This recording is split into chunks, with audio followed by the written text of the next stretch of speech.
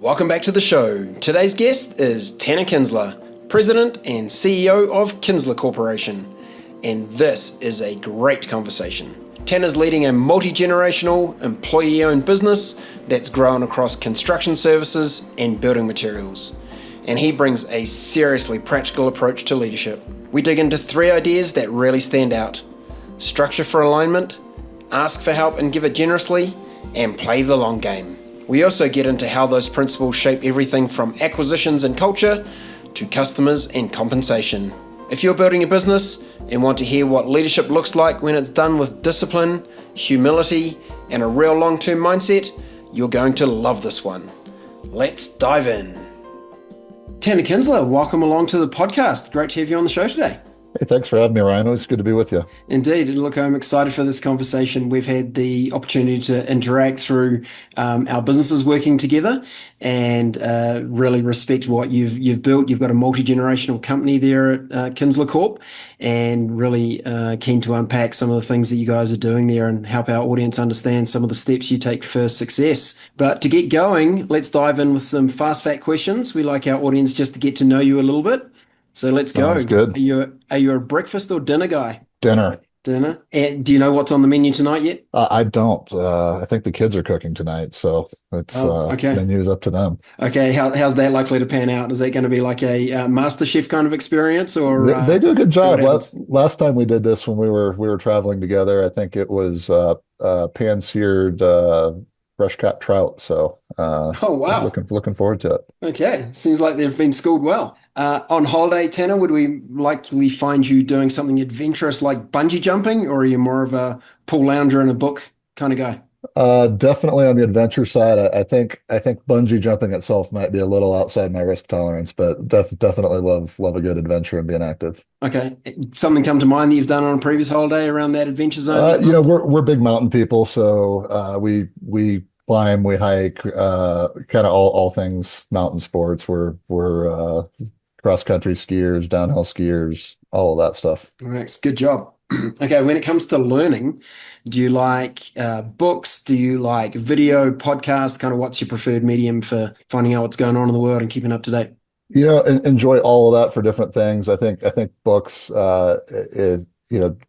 time allowed, a good book is my preferred way to learn. Okay. And do you like a physical book, or are you a Kindle? It's nuanced because I prefer the aesthetic and the tactile nature of a good paper book, and I miss that sometimes. But the practical side of having the stuff on the Kindle, traveling with you on all your devices, and then I've become a huge fan of Readwise, so I can save all my highlights and access them later. And so trending that way more towards the Kindle these days. Tell me a bit more about Readwise. I'm not familiar. You can link your account on Readwise to your Kindle account, or there's a number of other ways you can get data pushed in and out of it. But essentially, it's a repository for highlights and quotes from your reading and studies, and then it will you can set it to resurface those for you every morning. So part of my sort of morning ritual now is to go back and review some highlights, and you can set all kinds of metrics in there, how you want it to resurface those things for you on frequency and such. I love that. I'm going to check it out because I feel like that's something that's missing. I read all these great books. I'm in Kindle. I'm highlighting things, but I almost never go back and refer to it. So thanks for the tip. I'm going to check that one out. Tanner, you cats or dogs? Dog for sure. Yeah, we've got 2, Bernese Mountain Dog and a Golden Retriever, and they're traveling with us right now. So. Oh, okay. That's taken up some space with those 2. They are, yeah. I had to go hide in a spare bedroom to do this today, so they wouldn't be scratching at the door to go out on the mountain. Nice. And routine, are you an early riser or a night owl? By nature, I'm an early riser. The nuance with that is I've got serious FOMO with the family, and they're all nocturnal, I swear. So I'm burning the candle at both ends, trying to hang out with them in the evening and get up to do this stuff in the morning. Right. So what is it? Sleep when you're dead? Is that the That's vibe? right. Yeah. But the older I get, the more I'm realizing how important sleep is. So indeed. So it's about the quality, not the volume. That's what sure. I lean into. Entertainment. Would we find you watching thriller, comedy, drama? Rom-com, you a bit Oh, of a rom-com guy, Tanner? Where are you at? probably watch more of those than anything because of the family, but yeah, I'd probably tend towards a good comedy. Nice. Hey, that's great. Tanner, let's change gears. Let's start talking a little about leadership. Maybe let's start off with just a bit of background. So you're currently the CEO of Kinzler Corporation. It is a multi-generational business. Can you just give us a brief kind of history of your path to taking on that role? Yeah, so like you said, grew up in and around the family business. It was founded by my father when I was young. So we've kind of been building it as a family throughout my life. Uh, Took the seat of CEO, I think in 2012 or so.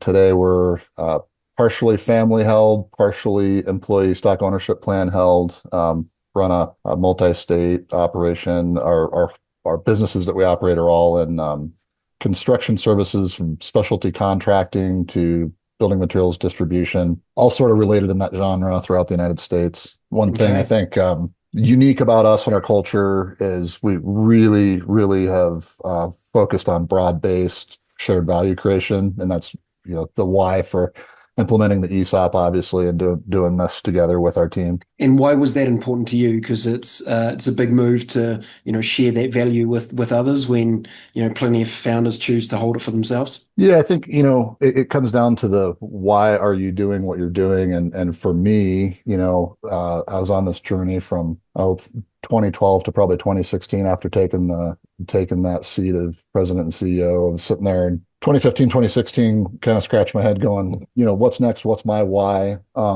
Obviously, opportunities come along for um, transactions to liquidity events to sell the business and that kind of thing. And uh, also seeking for alignment with my team, going, okay, how do I rally the troops to do this when it's closely held by our family, and the long-term value creation is all accruing to us, right? So for me, the why on the road was either we exit, or I get everybody in alignment with me, and we do it together and share the value creation through the ESOP. And it's been tremendous blessing to do it with our team like that since then. And Tina, did you see a visible shift in how the team were thinking and operating once they became owners? Oh, 100% we have. The thing I'd share though is it's taken longer to take root than I would have thought. And when we were exploring the ESOP option, that was a common feedback I received from folks I reached out to that had been down that road. Was, it's going to be harder than you think, it's going to be more complicated than you think, and it's going to take a lot longer for the culture to take root than you would think. And it took several years. But as it started to propagate through the organization, and we developed champions that really developed a deep understanding of it and how it worked, they helped to propagate it through our culture. And today it is our culture. It's just abound. It's awesome. That's great. And I feel like that's just the recipe for business, isn't it? That like everything will take twice as long and cost you three times as much, regardless of the 100%. project.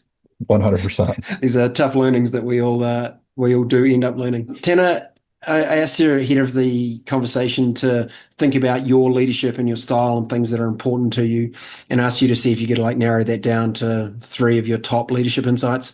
Could you share those with us, and then we'll maybe unpack them in detail? Yeah, I'll caveat it with we're obviously still learning here, and you're talking to a guy that thought he had the world figured out at 25, and at 45, much less so, and realize I've got more to learn than ever, right? But there was, as I was thinking about this, there's like three themes that I think are kind of interrelated, and I'd say structure for alignment, ask for help and give it generously, and maintain a long-term horizon, or as I like to say, play the long game. We say that a lot in our organization.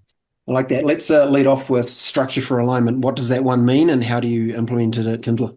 Sure. So I would say the way we implement it is seeking first to understand the stakeholders' objectives in any situation.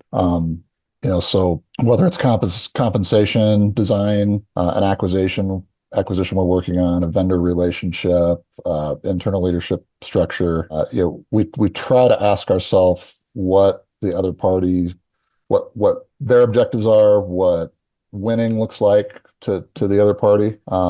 and try to structure everything around alignment. And, I'll give you a couple examples of how it's played out in an M&A transaction, for example. We have very different counterparties in those transactions with very different objectives and, different time horizons, different desires for outcomes for them.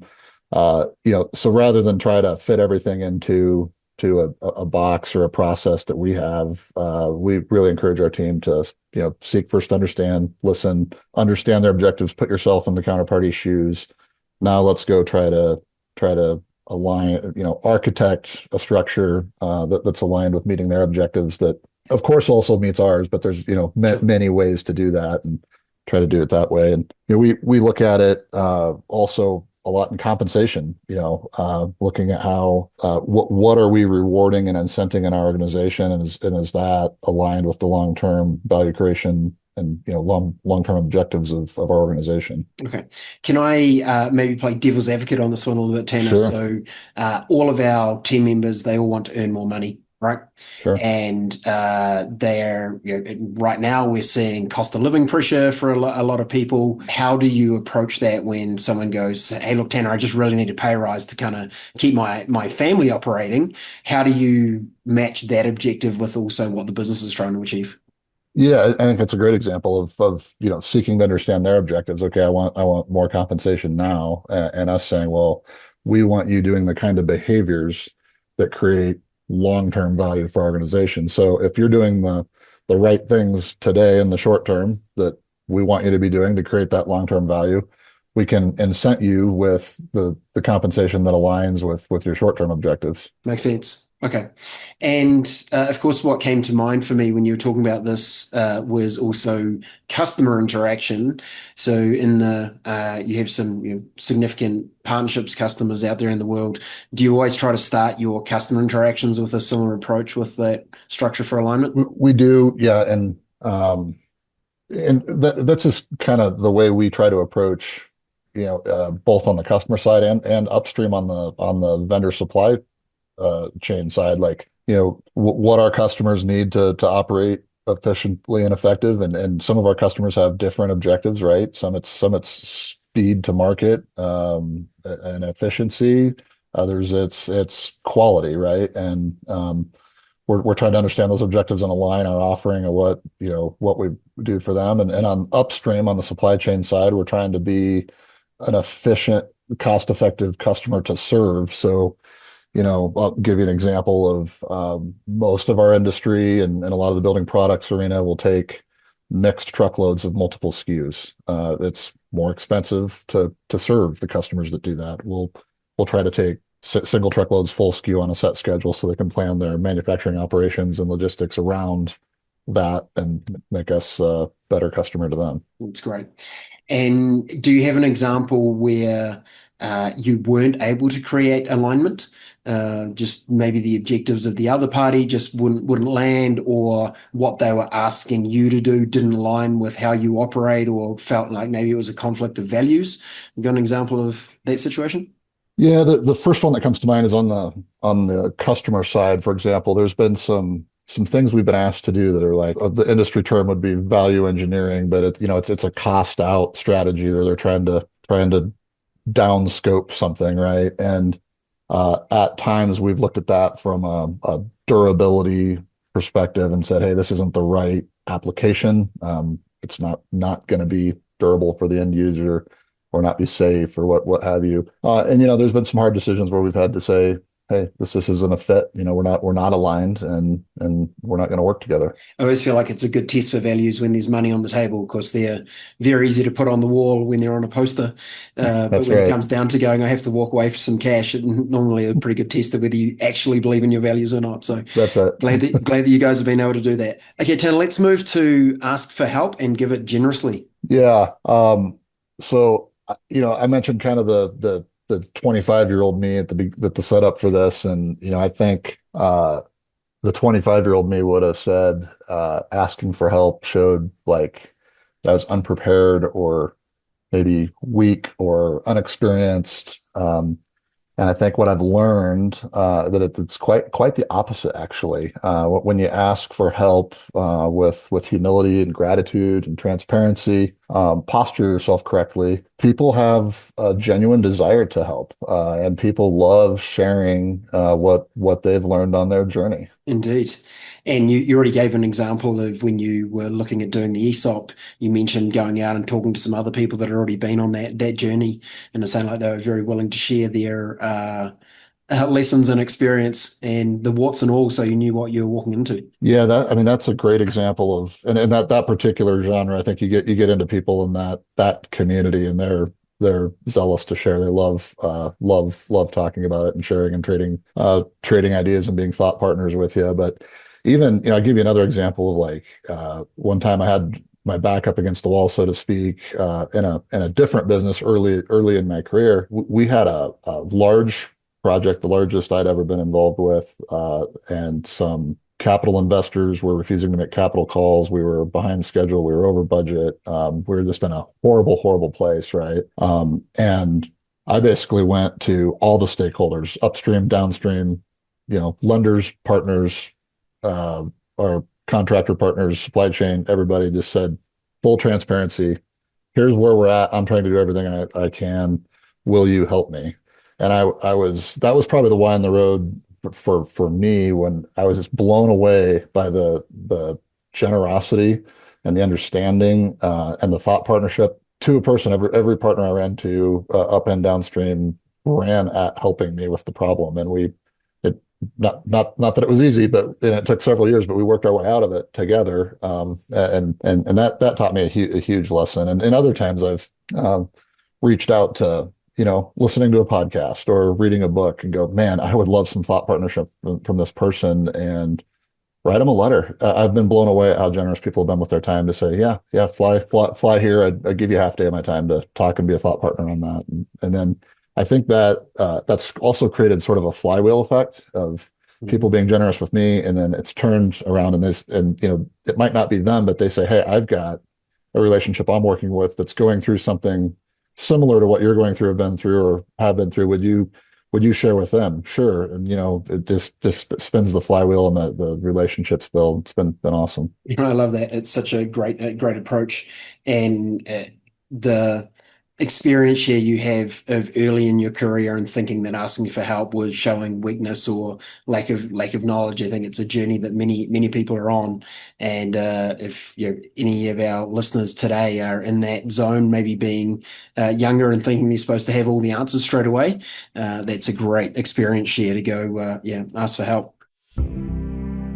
Here's a quick break. If you're a CEO or senior leader scaling a growing business, listen up.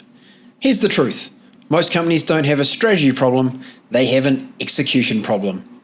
So here's a quick win. Take 2 minutes to complete the execution strength diagnostic. Get an instant report that shows you exactly where your execution is leaking. Take the diagnostic at level10.us/execution. That's level10.us/execution.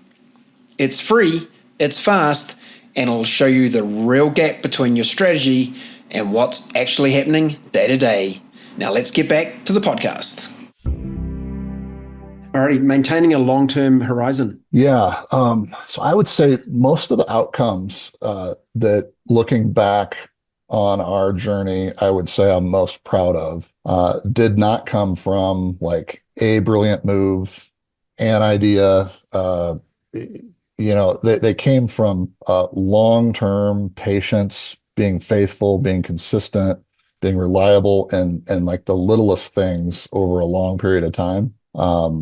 And we've just learned patience, I guess, through that, to take time and be patient, do the little things right consistently for a long time, and let the results work themselves out. Yeah, it's such a challenge to do though, isn't it? Because as a business leader, we all have our certain amount of pressure to deliver results, this quarter, this year, and it's very hard while you've got those challenges right in front of you to think about the long term and maybe make decisions that potentially affect those short term results, but know what they're going to be in the future. How do you deal with that kind of tension? Yeah, I mean, we kind of do. Well, first, let me say we've got the luxury of being privately held, so we don't have to report results like that and have that. We don't have the external pressure. Of course, we've all got the internal pressure. We want to hit our numbers. We want to make budget. We want to get our bonuses and all of that, right? But we do have that luxury of being privately held and not having the external pressures. So we do an audit, internally where we'll just ask ourselves, 10 years from now, if I look back on this decision I'm making, is this the way I would have wanted to structure this, or would have there been a better way for the decade-long horizon as opposed to the month, the quarter, the year, that kind of thing. And back to our conversation about alignment, that comes right into that of how we're thinking about setting up a relationship, a transaction, a contract, whatever. Is it aligned for the decade plus or for the lifetime or life cycle value of a relationship? And I mean, I'll give you an example that's kind of a real time one. We're in a service contract with a customer that's been a long term relationship. Their downstream customer curtailed a bunch of their business. Our contract with our customer says they just have to pay us the flat fee period. They came to us and said, "Hey, our customer's downsizing this business. Can you help us?"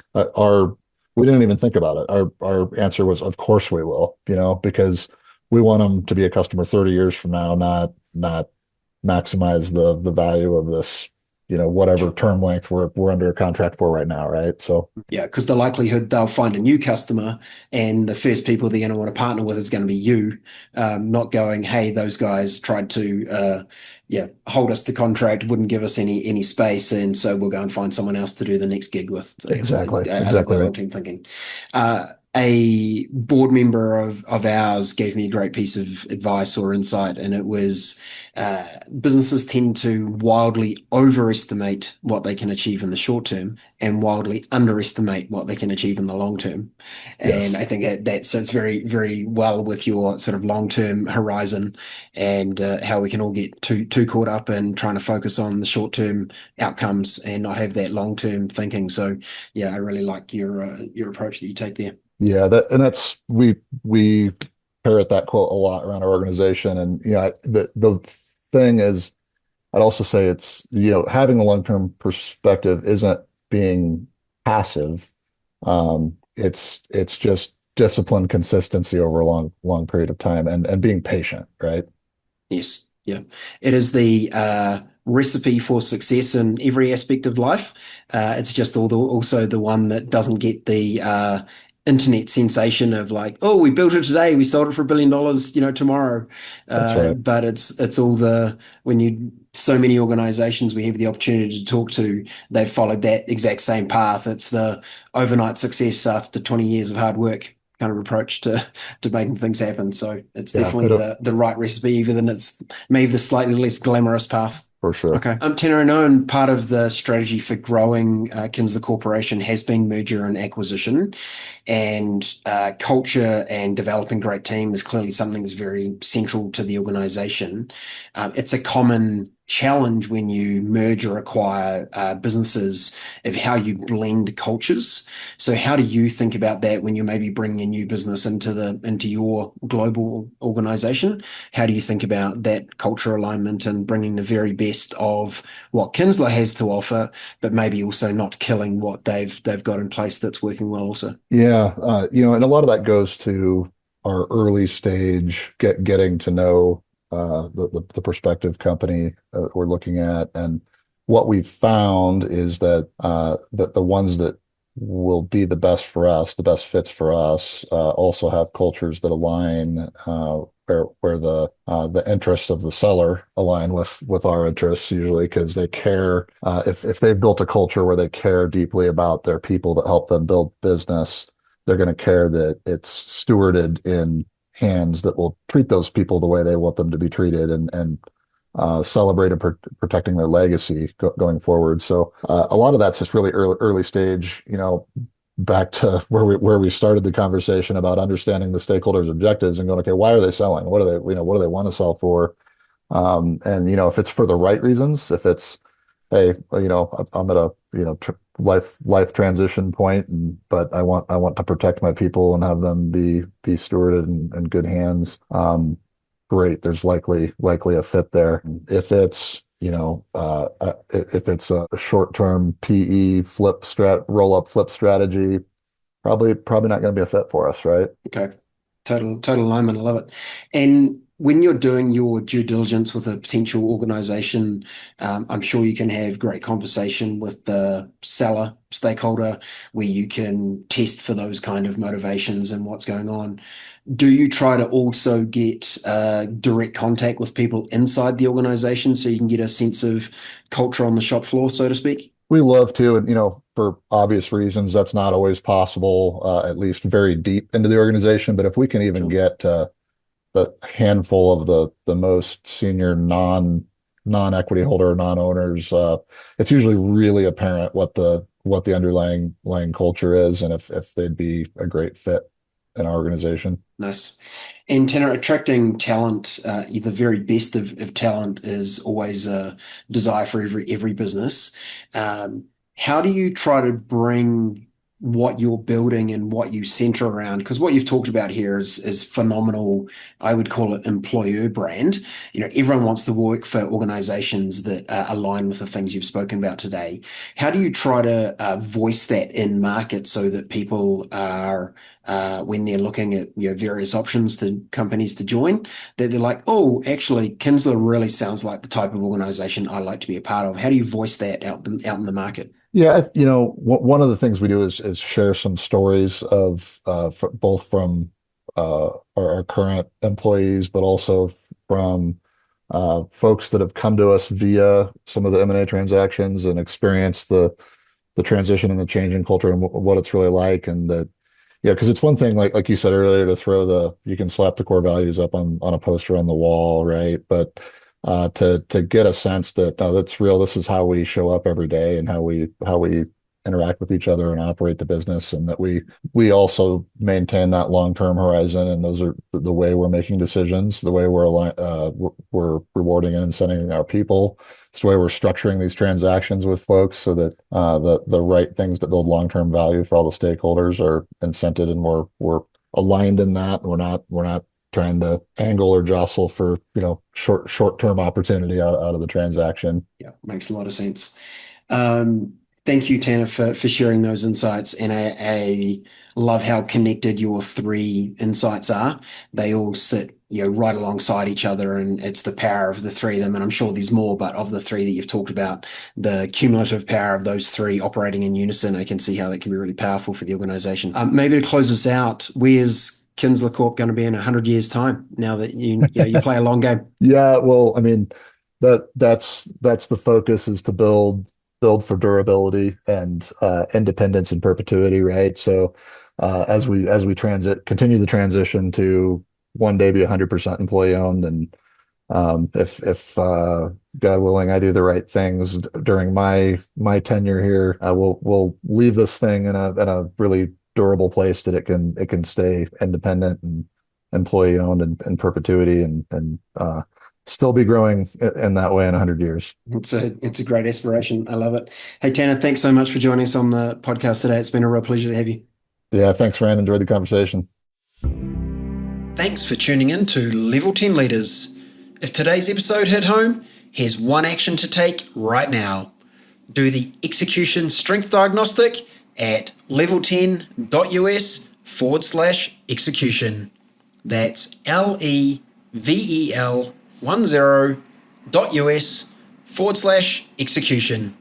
It's fast, free, and will show you exactly where your execution is leaking. Hit subscribe, share this with one person who needs to break through the ceiling and crush their growth goals. Stay tuned for the next episode, where we'll show you exactly how to level up to level 10.